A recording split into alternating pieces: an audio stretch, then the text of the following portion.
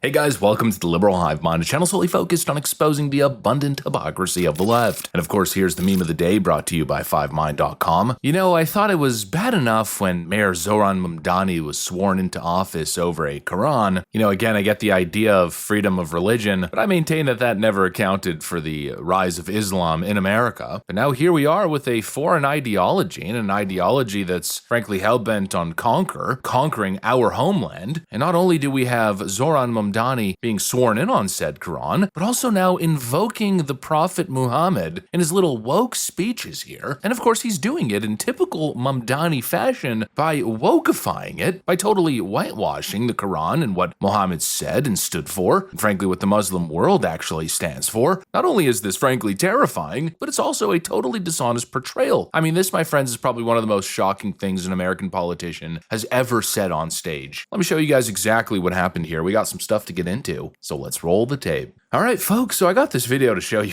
guys, and I mean, this is really, freaking wild. I'm laughing a little bit, but there's nothing to laugh at here. When I said this is scary earlier, I really mean it, and not in the sense that the way the left portrays, oh, you're just fearful, you're just scared, you're a MAGA scaredy cat, your hate is born out of fear, an irrational fear, Islamophobia. No, this scaredness, this fear is totally rational. To be invoking the Prophet Muhammad on American land to make a political argument in support of mass migration, which of course at the core of it is the replacement of the American people. This is totally insane. I think of the freedom from suffering that Buddhism teaches us is only possible if we remove the three poisons of desire, hatred, and ignorance from our daily lives. We need not accept suffering as unchangeable. We need not treat hatred as the natural state. We have the power to set ourselves free. And I consider my own faith, Islam, a religion built upon a narrative of migration. The story of the Hijrah reminds us that Prophet Muhammad ﷺ was a stranger too,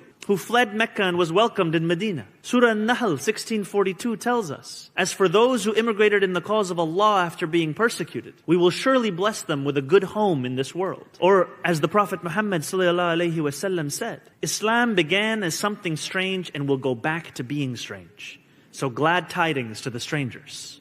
If faith offers us the moral compass to stand alongside the stranger, government can provide the resources. Let us create a new expectation of City Hall, where power is wielded to love, to embrace, and to protect. We will stand with the stranger today. My friends, there's a word to describe what you are seeing here, and the word is sophistry. The definition being the use of fallacious arguments, especially with the intent of deceiving. And that is exactly what is going on here. This notion that the Islamic religion is one of inclusivity and acceptance of other peoples. This is the most insanely dishonest argument I've ever heard in my life. I mean, to a certain extent it is true, but there's a very important asterisk there, right? There's a very important caveat, and that caveat is total adherence to the Islamic faith. Yeah, Islam is willing to bring you in, the religion that is. If we're talking about naturalization in some of these Gulf states and major Islamic countries, it's a different story. But of course, again, you are only accepted in that world if you conform absolutely. And what's funny is it's the exact opposite expectation that Mamdani and his leftist friends want to impose on the American people. No, you have to accept everybody despite their refusal to actually assimilate, and that appears especially to be the Islamic view. And what's so insulting about his invocation of the Prophet Muhammad is that when you look into Islamic religious writings, well, this is actually the angle. Quote, I will expel the Jews and Christians from the Arabian Peninsula and will not leave any but Muslims. I find that real interesting. It's kind of like a rules for thee but not for me situation now, isn't it? Yeah, I wonder if Jews and Muslims are accepted in Mecca, huh? Obviously not. And just speaking to this notion that Islam is all about being open, diverse, pro-migration. Well, you do a very simple AI query. I asked if non-Muslim people are able to be naturalized in Gulf states, and look at this. Saudi Arabia citizenship is extraordinarily rare, unofficially favors Muslims, and is granted only in exceptional state-chosen cases. United Arab Emirates, no real application path, citizenship is by royal nomination only for elite individuals, and religion not official, but access is extremely limited. Qatar, one of the hardest countries in the world to naturalize in, non-Muslim citizenship is theoretically possible but practically non-existent. Kuwait, highly restrictive with recent citizenship revocations, naturalization for non-Muslims is effectively impossible. We got Oman, technically allows naturalization after decades of residence and integration, but approvals, especially for non-Muslims, are exceedingly rare. Bahrain, the most permissive Gulf state, non-Muslims can be naturalized, but the process is selective, opaque, and politically driven. It's really an awful and insulting double standard. You have to surrender your nation, apparently because that's what the Prophet Muhammad stood for, but the rich, wealthy Arab nations, they get to be extremely selective, not just selective, but even discriminatory based on religion. Adhere to their religion or else. Oh, and God forbid if you're gay, God forbid if you commit a blasphemous act. Well, we all know where that goes. These nations get to preserve their culture, their history, their religious homogeneity, and America, or the West as a whole, gets totally inundated, replaced, and conquered. And really, I think the conversation we need to be having, it revolves around doing best for the nation, making decisions that are inherently beneficial for self and for nation. Again, these foreign nations, they get to make those decisions, but America? No. The best data set on this comes from the Danish government. They did a study analyzing 2018 numbers, and it's pretty much as clear as day. In Denmark, you've got the average net contribution to public finances by age for the year 2018, and of course you'll notice in the early years, this is when people are children, they're a net drain on taxpayers, which of course makes sense. You got subsidies, you got public school and whatnot, you're investing money into the next generation, into young people so they can thrive, but then as they reach their 20s, they start to,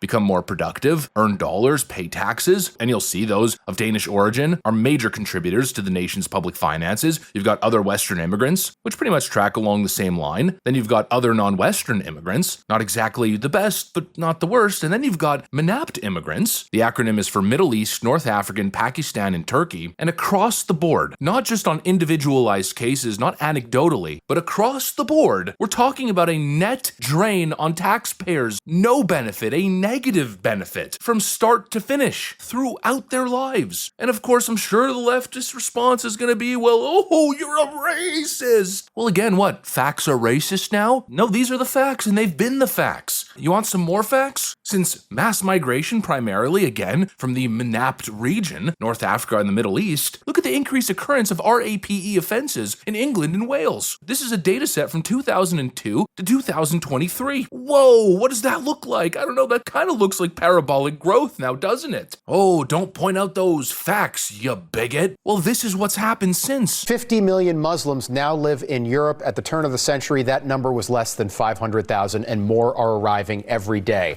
As the people who lead these countries try to do what Joe Biden tried to do here, and that is fundamentally change the racial and ethnic makeup of a nation and make white Christians a minority in their own country.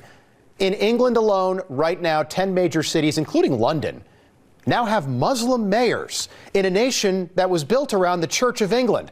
Muslims are now running major cities across the country for the first time in history, and the English want us to believe that this is all normal. The Muslim will come out and he will stand for truth and he will stand for justice. May Allah give us the ability to stand for the haqq. Just native people being systematically not just replaced and displaced, but also abused and victimized. How dare you even mention that? How dare you even question? Meanwhile, Sweden's seen an uptick in grenade attacks, which, by the way, actually a grenade attack was just committed in France. This is one of the most insane videos you will ever see.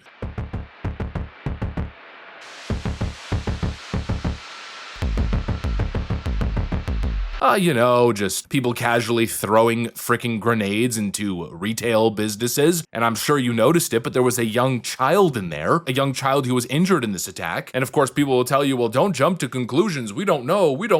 No, what we do know is that these sort of situations, well, they only started once the West started to open its border to a particular region of the world. But you're not allowed to ask questions, according to Zoran Mamdani. No, rather just shut up and follow the teachings of the Prophet Muhammad.